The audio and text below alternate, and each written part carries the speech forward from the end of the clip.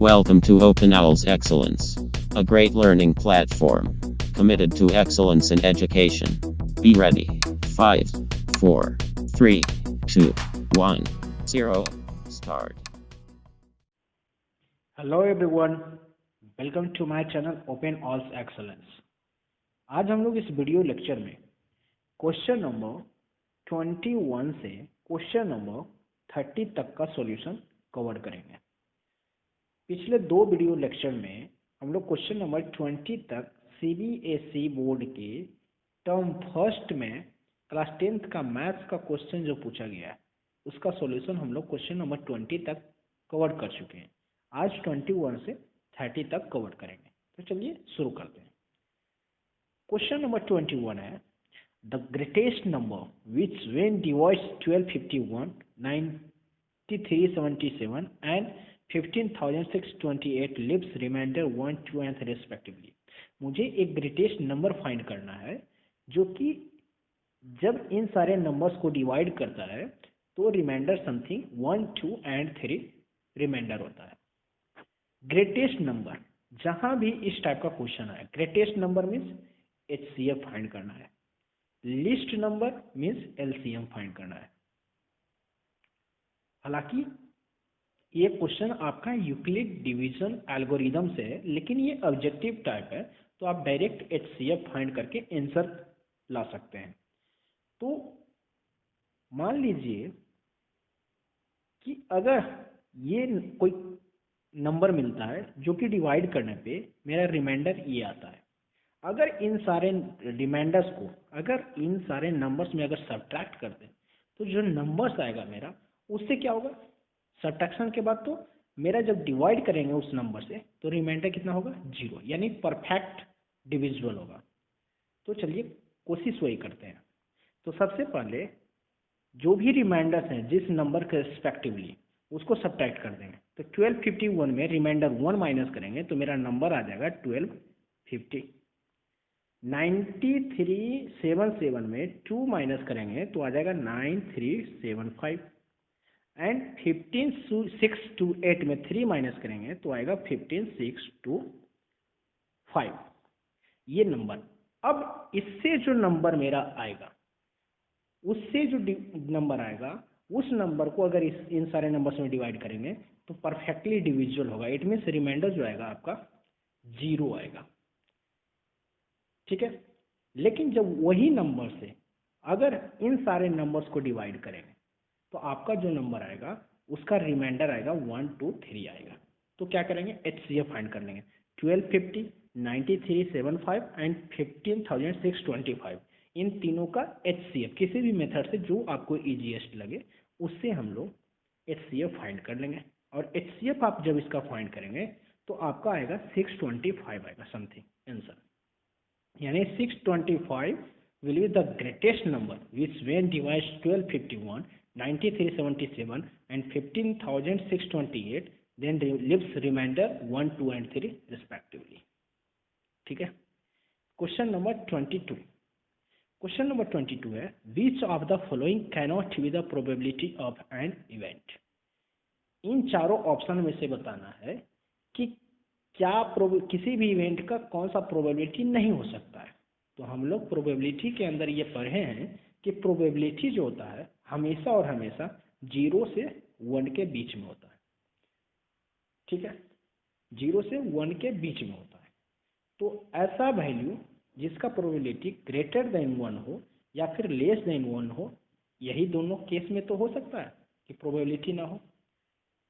0 और 1 भी प्रोबेबिलिटी होता है, लेकिन अगर ग्रेटर देन 1 कहें और लेस देन 1 कहें तो इन दोनों केस में प्रोबेबिलिटी किसी भी इवेंट का ये पॉसिबल नहीं है।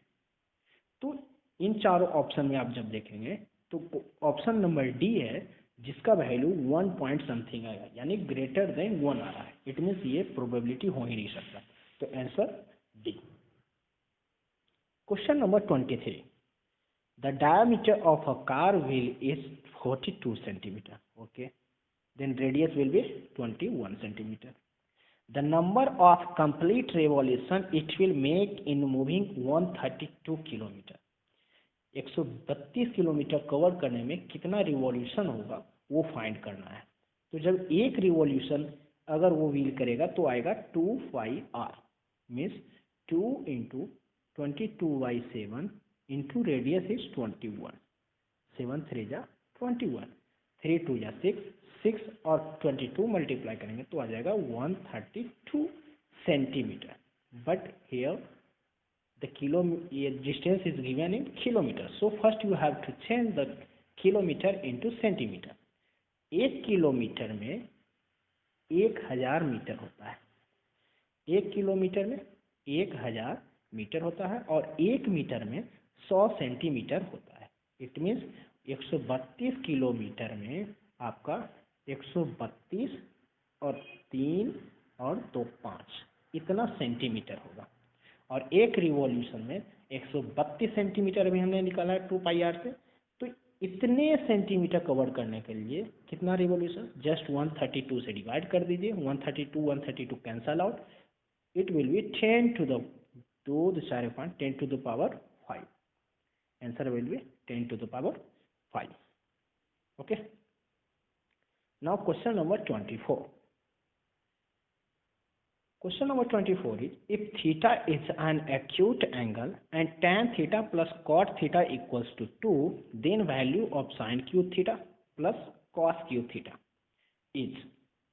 Theta कहता है acute angle, it means greater than 0 degree and less than 90 degree theta होगा. और tan theta plus cot theta equals to 2 होगा. इट मीन्स अगर हम लोग डायरेक्ट एज्यूम कर लें tan थीटा 1 cot थीटा 1, तो 1 + 1 2 ये सेटिस्फाइड करेगा. तो tan थीटा कितने डिग्री पे 1 होता है, यानी 45 डिग्री पे. cot थीटा भी 45. It means theta equals to 45 degree होगा. ये ऑब्जेक्टिव टाइप का क्वेश्चन है, तो आपको ये डायरेक्ट आपके माइंड में इतना तो होना ही चाहिए. बाकी अगर आप ये सब्जेक्टिव क्वेश्चन होता तो हम लोग इसको प्रॉपर सॉल्यूशन करते स्टेप बाय स्टेप. वो कैसे करते, tan थीटा cot थीटा को हम लोग 1/tan थीटा लिखते इक्वल्स टू 2 होता. अब ये जब आप करेंगे तो हो जाएगा tan स्क्वायर थीटा प्लस 1 और ये tan थीटा इधर आ जाएगा तो हो जाएगा 2 tan थीटा. अब ये देखिए एक क्वाड्रेटिक इक्वेशन आ गया. अब इस क्वाड्रेटिक इक्वेशन से tan थीटा का वैल्यू, tan थीटा का 2 वैल्यू आएगा और उन दोनों वैल्यू में मुझे according to the question acute angle वाला वैल्यू मुझे चूज करना होगा. जब आप चूज करेंगे तो थीटा इक्वल्स टू 45 डिग्री ही आएगा. तो थीटा का वैल्यू आ गया 45 डिग्री. अब जस्ट जो क्वेश्चन पूछ रहा है उसमें थीटा का वैल्यू आप पुट करें. साइन क्यूब थीटा यानी साइन 45 डिग्री होता है 1/√2 इसका cube plus cos cube theta. It means cos theta भी 45 डिग्री पे इक्वल होता है. तो 1/√2 का क्यूब करेंगे तो ये आ जाएगा 1/2√2 और ये भी आ जाएगा 1/2√2. इट मीन्स ये हो जाएगा 1 + 1 2/2√2. 2 कैंसल आउट. 1/√2 1/√2. ठीक है, समथिंग ये वैल्यू होगा. ठीक है, तो 1/√2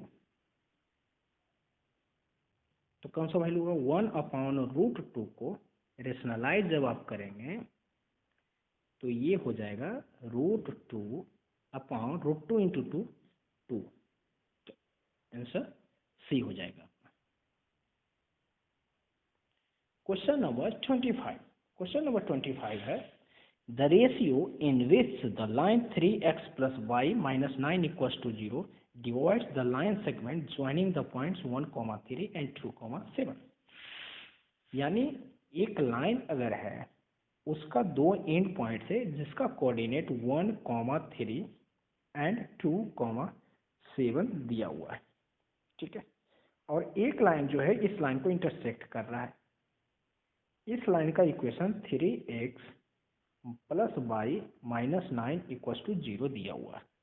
तो आपको बताना है कि ये जो लाइन यहाँ से इंटरसेक्ट किया इस लाइन को किस रेशियो में इंटरसेक्ट करेगा. ठीक है, कि इसे सोल्व करने का 2 तरीका, या तो आप सेक्शन फॉर्मूला यूज करके करें या तो फिर आप जिसका कोऑर्डिनेट दिया है जिस लाइन का, उस कोऑर्डिनेट को यूज करके आप उस लाइन का इक्वेशन फाइंड कर लें। और जब इक्वेशन आपका लाइन का फाइंड हो जाएगा तो इस लाइन का इक्वेशन और इस लाइन का इक्वेशन से हम लोग एक यूनिक सॉल्यूशन फाइंड करेंगे, क्योंकि ये दोनों लाइन देखिए एक पॉइंट पे जो है इंटरसेक्ट है। इसका मतलब ये ऐसा पॉइंट होगा जो कि दोनों इक्वेशन को, यानी जो दोनों लाइंस के इक्वेशन को सेटिस्फाइड करेगा, वही आपका यूनिक पॉइंट्स आएगा। तो linear equation in two variables में या तो आप सब्स्टिट्यूशन मेथड या तो फिर आप एलिमिनेशन मेथड आप यूज करके इस यूनिक पॉइंट्स को आप वैल्यू फाइंड कर लीजिए। और जब ये यूनिक पॉइंट्स आपका आ जाएगा x, y, तो फिर ये डिस्टेंस, इस पॉइंट से इस पॉइंट का डिस्टेंस और इस पॉइंट से इस पॉइंट का डिस्टेंस निकाल के दोनों का रेशियो निकाल देना है। ठीक है, तो पहला मेथड तो ये। सेकेंड मेथड जो हम लोग बाय यूजिंग सेक्शन फॉर्मूला से करेंगे वो ये होगा। देखिए, डायरेक्ट इस वाले फॉर्मूले में आप वैल्यू पुट कीजिए। मान लीजिए कि वो लाइन जो है m रेशियो n में वो डिवाइड कर रहा है, ये m रेशियो n में ये डिवाइड कर रहा है। ठीक है, तो m x2 कितना है 2, तो ये हो जाएगा 2m plus nxu nx1 x1 is 1, तो 2m plus 1 by m plus n। तो पहला कोऑर्डिनेट तो ये हो जाएगा, ये इस पॉइंट वाले का। ठीक है, सेकेंड होगा m by two equals to 7, तो 7m plus n by 1 equals to 3, तो 3n upon m plus n। ये x का और y का वैल्यू आ गया आपका। अब इस x और y को, ये जो इक्वेशन दिया है लाइन में 3x प्लस y माइनस 9, इस पे आप वैल्यू पुट करना है इस m और n का वैल्यू। ठीक है, तो आपका लास्ट में कुछ वैल्यू आएगा m इक्वल्स टू n करके समथिंग वैल्यू, m और n में रिलेशन आएगा। तो उससे जब आप रिलेशन आप निकालेंगे तो m रेशियो n का जो आ जाएगा आपका वो समथिंग ऐसा आ जाएगा 4m इक्वल्स टू 3n आएगा। और जब m बाई n निकालेंगे तो 3/4 ऐसा 3/3 रेशियो 4 आएगा। ठीक है, तो ये क्वेश्चन नंबर 25 का जो करेक्ट आंसर होगा सी होगा। इसे हम लोग सोल्व कर लेते हैं। जब आप इसे वैल्यू इस इक्वेशन में सेक्शन फॉर्मूला में जब आप पुट करेंगे x1 x2 y1 और y2 का, तो वैल्यू समथिंग ये आएगा 2m plus n by m plus n, 7m plus 3n by m plus n। ये जो है x और y का वैल्यू आया। इट मीन्स जो ये लाइन और ये लाइन अगर इंटरसेक्ट कर रहा है तो ये वाला पॉइंट यानी यूनिक सॉल्यूशन, जो यूनिक सॉल्यूशन आया वो हमारा x, y का वैल्यू आ गया। अब इस x, y जो होगा इस इक्वेशन, इस लाइन को भी सेटिस्फाइड करेगा, यानी 3x प्लस वाई माइनस 9 को भी सेटिस्फाइड करेगा। तो क्या किए हम लोग, इस x और y को इस equation 3x plus y minus 9 को x के जगह x का वैल्यू, y के जगह y का वैल्यू पुट कर दिए। जब आप पुट करेंगे तो ये समथिंग ऐसा आ जाएगा 3 into x plus y minus 9 equals to 0। जब आप इस 9 को इधर ले आएंगे RHS में तो 9 हो जाएगा प्लस में, क्योंकि यहाँ माइनस है। तो अब आगे जब सोल्व करेंगे तो ये देखिए ब्रैकेट जब इसको हटाएंगे तो 3 2 जा 6m प्लस 3n हो जाएगा, 6m plus 3n by m plus n, 7m plus 3n by m plus. जब इसे पूरा सोल्व करेंगे तो 6m plus 7m 13m, 3n plus 3n 6n equals to, और ये m प्लस n इधर आकर मल्टीप्लाइड होगा तो 9 into m plus 9 into n हो जाएगा। अब देखिए 9m को इधर लाएंगे तो 13m माइनस 9m 4m, और ये 6n इधर जाएगा तो 9n माइनस 6n 3n आ गया, यानी 4m इक्वल्स टू 3n। तो m रेशियो n जो हो गया 3/4, यानी 3 रेशियो 4 हो गया। तो m रेशियो n क्या हो जाएगा 3 रेशियो 4, यानी करेक्ट ऑप्शन इज सी। ठीक है, next question number 26। Question number 26 है, if x minus 1 is a factor of the polynomials p of x cube plus ax square plus 2b and a plus b equals to 4, then a और b का value find करना है। ठीक है, तो a और b का value find करना है। तो देखिए सबसे पहले तो ऑप्शन से चलिए, a plus B equals to 4, यानी a और b का जो भी वैल्यू होगा इस इक्वेशन को सेटिस्फाइड करेगा। तो आप देखेंगे कि option number A, option number B and option number C and option number D, ये चारों ऑप्शन जो है इस इक्वेशन को सेटिस्फाइड कर रहा है। तो हम लोग को सॉल्यूशन निकालना होगा। कहता है x minus 1 is a factor of the polynomials, इसका फैक्टर है, it means remainder will be, जब इस पोलिनोमियल से इसे डिवाइड करेंगे तो रिमाइंडर आपका आएगा 0, फैक्टर थ्योरम। अब रिमाइंडर 0 निकालने के लिए आपको रिमाइंडर थ्योरम यूज करना होगा। रिमाइंडर थ्योरम यूज करने का स्टेप बाय स्टेप प्रोसेस ये है कि जो डिवीजर है लीनियर इक्वेशन, लीनियर जो है वो आपको उसको x माइनस 1 यानी इक्वल्स टू 0 पुट करें। जो डिवीजर है उसको जस्ट इक्वल्स टू 0 पुट कीजिए, उससे आपका एक वेरिएबल्स का वैल्यू फाइंड आएगा, जो कि इस केस में x इक्वल्स टू 1 आया। अब इस वेरिएबल्स का वैल्यू जब आप डिविडेंड में डालेंगे यानी पोलिनोमियल्स p ऑफ x में डालेंगे तो वही आपका रिमाइंडर आएगा। तो इस केस में तो पहले से कर रहा है कि फैक्टर है, इट मीन्स इस केस में पहले से मुझे पता है कि रिमाइंडर इक्वल्स टू 0 है। तो जस्ट x का वैल्यू 1 पुट करके इक्वल्स टू 0 कर दें, यानी उस इक्वेशन को 0 के साथ इक्वेट कर दें। तो जब x का वैल्यू 1 पुट करेंगे तो 1 का क्यूब 1 प्लस a इंटू 1 का square a plus 2b equals to 0। It means इससे आ गया मेरा a plus 2b equals to minus 1, a plus 2b equals to minus 1 आ गया, यानी सेकेंड इक्वेशन मेरा आ गया। Second equation a plus 2b equals to minus 1, और एक है a plus b equals to 4, a plus b equals to 4। तो फर्स्ट और सेकेंड इक्वेशन को आप जब सब्ट्रैक्ट करेंगे तो ये तो कैंसिल हो जाएगा और ये आ जाएगा b और ये आ जाएगा -1 -4 -5। जब b का वैल्यू -5 आ गया और यहाँ जब आप पुट करेंगे तो a का जो वैल्यू आ जाएगा, a का वैल्यू आ जाएगा b equals to -5, it means a का वैल्यू 9, a का वैल्यू 9। तो a का वैल्यू 9, b का वैल्यू -5, कौन सा है? तो option number D is the correct answer. Now question number 27 कहता है if a and b are the two coprime numbers then aq and bq are. Coprime numbers हम उसे बोलते हैं जिनका कॉमन फैक्टर सिर्फ और सिर्फ 1 हो, यानी दो नंबर्स, ऐसे दो नंबर्स जिनका कॉमन फैक्टर सिर्फ और सिर्फ 1 होगा उसे को प्राइम नंबर्स बोलेंगे। एग्जाम्पल 2 एंड 3 आर द को प्राइम नंबर। तो a का वैल्यू आप मान लीजिए 2, b का वैल्यू मान लीजिए 3, इसका क्यूब करेंगे तो 8 और 3 3 जा 9, 3 जा 27। तो ये भी क्या को प्राइम नंबर होगा? देख सकते हैं क्या इन दोनों का कॉमन फैक्टर सिर्फ और सिर्फ 1 है? तो यस, इन दोनों का भी कॉमन फैक्टर सिर्फ और सिर्फ क्या है? 1 है। तो ये भी को प्राइम ही होगा। तो option number A.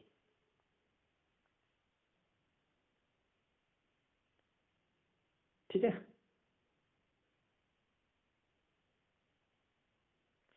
Question number 28। The area of a square that can be inscribed in a circle of area is, means एक सर्कल है उसके अंदर एक स्क्वायर है, तो इस स्क्वायर का एरिया बताना है। आपको दिया क्या है? सर्कल का एरिया दिया है। आप इसे जब ध्यान से देखेंगे तो जो सर्कल का डायमीटर होगा वो स्क्वायर का डायगोनल होगा। सर्कल का डायमीटर स्क्वायर का डायगोनल, यानी इससे सबसे पहले हमको रेडियस फाइंड करना है। रेडियस से आप डायमीटर फाइंड कर लें, उससे हमारा क्या आ जाएगा? स्क्वायर का एक पैरामीटर मुझे डायगोनल आ जाएगा। तो चलिए फाइंड करते हैं। It means pi r square is given as 1408 upon 7। Pi r square means 22/7 into r square is given as 1408/7। 7 7 cancel out. R square will be equals to 1408 by 22. जब आप इसे solve करेंगे तो ये वैल्यू आ जाएगा आपका 64. ये वैल्यू आ जाएगा 64. इट मीन्स आर स्क्वायर का वैल्यू आ गया 64. Then r will be equals to plus minus 8, but we have to consider the positive value, so radius will be equals to 8 centimeter. Then radius is 8 centimeter. Then diameter will be equals to 8 to the 16 centimeter. Now this diameter will be the diagonal of a square. It means diagonal of a square is diagonal of a square is 16 centimeter. What is the diagonal of a square? Suppose side is A and A, it means the diagonal will be A root 2. A root 2 equals to 16 centimeter. Then A will be equals to 16 upon root 2. Then a square, area of the square will be A square. Just double this value. Means 16 का square 256 और root 2 का square 2. जब 256/2 करेंगे तो 128 आ जाएगा. तो answer will be option number C, 128 centimeter square. Now question number 29. If A, B, C are the vertices of a triangle ABC, then triangle ABC is. आपका एक ट्रायंगल दिया हुआ है A, B, C और तीनों का वर्टिसेज दिया हुआ है. आपको बताना है कि ये इक्विलैटरल ट्रायंगल है, आइसोसेल्स है, राइट एंगल है या आइसोसेल्स राइट एंगल ट्रायंगल है. तो सबसे पहले डिस्टेंस फार्मूला से तीनों साइड का वैल्यू है यानी लेंथ निकाल लीजिए. जब लेंथ निकल जाएगा तो इससे पता चलेगा मुझे कि इक्विलैटरल है. इक्विलैटरल अगर होगा तो यानी तीनों साइड इक्वल होना चाहिए. अगर तीनों लेंथ इक्वल आ जाएगा, तीनों डिस्टेंस अगर इक्वल आ जाएगा तो इक्विलैटरल हो जाएगा. अगर कोई दो लेंथ इक्वल होगा तो आइसोसेल्स होगा. लेकिन उसमें भी एक देखना है कि अगर कोई ये तीनों लेंथ मिला करके अगर पाइथागोरियन ट्रिपलेट को फॉलो कर रहा है, इट मीन्स वो राइट एंगल ट्रायंगल भी हो सकता है. तो इसमें बाय यूजिंग डिस्टेंस फार्मूला आप पहले तीनों साइड का लेंथ फाइंड कर लीजिए. उसी के अकॉर्डिंग हम लोग इस ट्रायंगल को बता सकते हैं. Question number 30. If alpha and beta are the zero of the quadratic polynomials p of x equals to x square minus k plus 6 into x plus 2 into 2k minus 1, then the value of k if alpha plus beta equals to half of ab. We know that हम लोग जानते हैं कि alpha plus beta जो होता है minus B by ए होता है. यही होता है. यानी जस्ट ये जो आपका वैल्यू दिया है, पैरामीटर दिया है रिलेशन, उसमें बस वैल्यू ये पुट कीजिए. Alpha plus beta means minus B by A. Minus B means K plus 6 upon A. A का तो वैल्यू 1 होगा, तो K plus 6 upon 1 equals to half of A B यानी alpha into beta. Alpha into beta होता है सी upon ए. तो सी का value जो है 2 इंटू 2k माइनस 1, तो अपॉन 2 है तो 2 कैंसल आउट हो गया.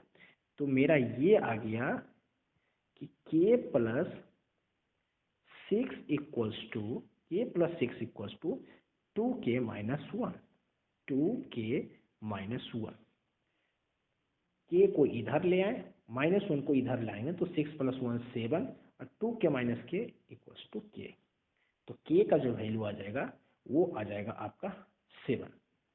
तो k का वैल्यू आ जाएगा 7 यानी करेक्ट ऑप्शन इज बी. तो ये करेक्ट आंसर होगा. तो आज हम लोग क्वेश्चन नंबर 30 तक कवर किए. नेक्स्ट हमारा वीडियो लेक्चर यानी पार्ट 4 जो आएगा वो question number 31 to question number 40 तक कवर्ड होगा. ठीक है. अगर आपको ये वीडियो और सॉल्यूशन अगर अच्छा लग रहा हो तो प्लीज़ आप मेरे चैनल को लाइक करें, शेयर करें और सब्सक्राइब करें अपने दोस्तों और ग्रुप में, ताकि मुझे मोटिवेशन मिले, मैं और भी अच्छा वीडियो आप लोगों के लिए उपलब्ध करवा पाऊँ। Thank you.